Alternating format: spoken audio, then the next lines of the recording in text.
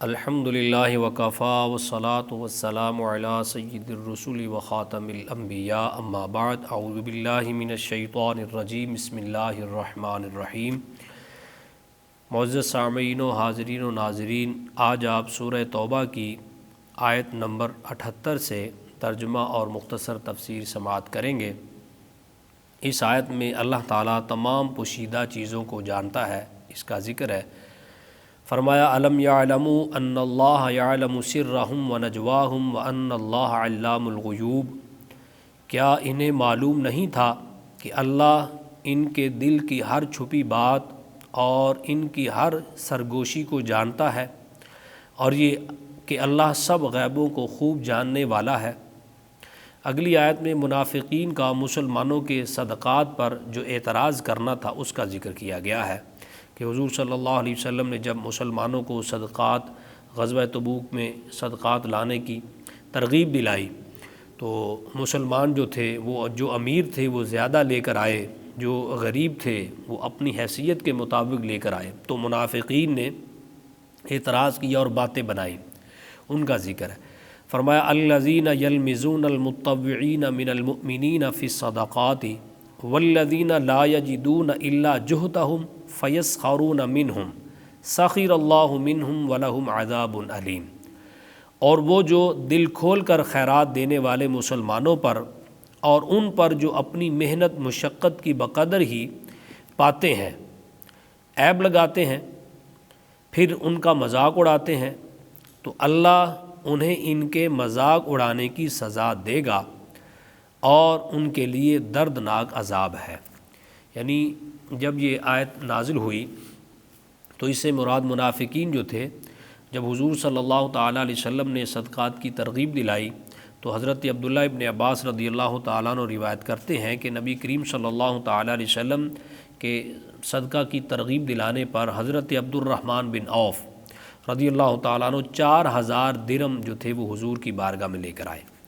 نبی کریم صلی اللہ تعالیٰ علیہ وسلم نے فرمایا کہ گھر کیا چھوڑ کر آئے ہو؟ عرض کیا یا رسول اللہ میرے پاس کل 8000 درہم تھے، تو میں 4000 تو آپ کی بارگاہ میں لے آیا ہوں اور 4000 اپنے گھر والوں کے لیے چھوڑ آیا ہوں۔ تو جناب نبی کریم صلی اللہ علیہ وآلہ وسلم نے فرمایا کہ اللہ تعالیٰ تمہارے اس مال میں جو لے کر آئے ہو اس میں بھی برکت فرمائے، اور جو گھر چھوڑ کر آئے ہو اللہ تعالیٰ اس میں بھی برکت عطا فرمائے۔ تو حضرت عبداللہ ابن عباس رضی اللہ تعالیٰ عنہ کہتے ہیں کہ حضور نبی کریم صلی اللہ تعالیٰ علیہ وسلم کی اس دعا کو اللہ نے قبول فرمایا، اور اتنی برکت ہوئی حضرت عبد الرحمن بن عوف کے مال کے اندر کہ جب حضرت عبد الرحمن بن عوف کا وصال ہوا تو آپ نے 2 بیویاں چھوڑیں، اور ان 2 بیویوں کو جو 8واں حصہ ملا تھا اس 8ویں حصے کی مقدار 1,60,000 درہم تھی۔ تو اللہ تعالیٰ نے اتنی مال کے اندر فراوانی عطا فرمائی، اور یہ اتنا جو کثرت سے مال لے کر آئے تھے 4000 درہم، تو منافقین جو تھے وہ کہتے تھے دیکھو یہ مسلمان ریاکاری کر رہے ہیں، زیادہ زیادہ مال لا رہے ہیں تاکہ لوگوں میں واہ واہ ہو۔ اور حضرت ابو عقیل انصاری رضی اللہ تعالیٰ عنہ وہ حضور علیہ الصلوۃ والسلام کی بارگاہ میں 1 صاع کھجوریں یعنی 4 کلو کے قریب کھجوریں لے کر حاضر ہوتے ہیں۔ تو وہ منافقین دے کر کہنے لگے دیکھو اللہ تعالیٰ کو اتنے تھوڑے مال کی کیا ضرورت ہے، اس سے کیا بنے گا؟ تو یعنی کہ دونوں طرف سے وہ منافقین باتیں کر رہے تھے۔ تو اللہ تعالیٰ نے فرمایا کہ ان کی سرگوشی کو اللہ خوب جانتا ہے، اور انہوں نے مسلمانوں کا مذاق اڑایا، میں اس مذاق اڑانے پر ان کو سزا دوں گا۔ حضرت ابو عقیل انصاری جو تھے ان کے پاس مال نہیں تھا، جب حضور نے صدقے کی ترغیب دلائی تو ان کا بھی دل چاہا کہ میں حضور علیہ الصلوۃ والسلام کی بارگاہ میں کچھ نذرانہ پیش کروں۔ تو آپ ایک یہودی کے باغ میں ساری رات اس کا کنواں جو تھا وہ چلاتے رہے اور اس کے باغ کو پانی دیتے رہے۔ صبح ان کو 2 صاع جو کھجوریں تھیں وہ ملی مزدوری کے طور پر، انہوں نے آدھی گھر دے دی اور آدھی حضور علیہ الصلوۃ والسلام کی بارگاہ میں لے آئے۔ تو حضور علیہ الصلوۃ والسلام نے ان کے اس صدقے کو قبول فرمایا، اور کہتے ہیں کہ جو مال جو تھا وہ پڑا ہوا تھا، ڈھیر لگا ہوا تھا، اس کے اوپر حضور نے ان کی کھجوروں کو بکھیر دیا، اور حضور نے اتنی قدر فرمائی اور دعائیں دی۔ تو یہ چیزیں دے کر منافقین نے جب اعتراض کیا تو اللہ تعالیٰ نے فرمایا کہ تم یہ جو مذاق اڑا رہے ہو اللہ تمہیں اس کی سزا ضرور دے گا۔ جب یہ آیتیں نازل ہوئیں تو منافقین کو پتہ چلا کہ ہمارے مذاق اڑانے کی وجہ سے اللہ تعالیٰ کی ناراضگی ہو گئی ہے اور آیت نازل ہو گئی ہے، اور حضور کی بارگاہ میں آئے، کہنے لگے کہ ہمارے لیے بخشش کی دعا کریں۔ تو پھر اللہ تعالیٰ نے فرمایا استغفر لہم او لا تستغفر لہم،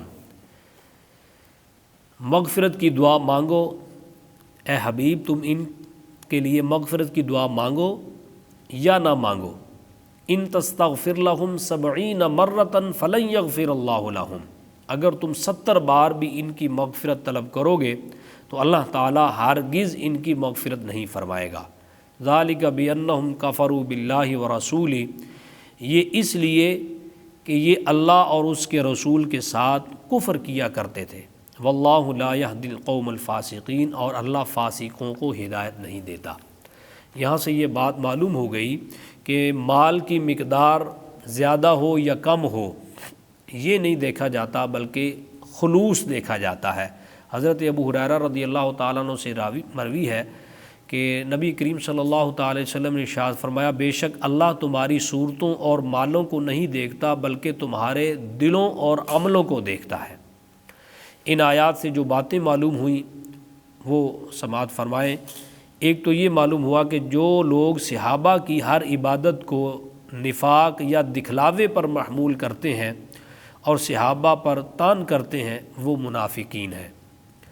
دوسرا کہ نیک لوگوں کا نیکی پر مذاق اڑانا یہ منافقوں کا کام ہے۔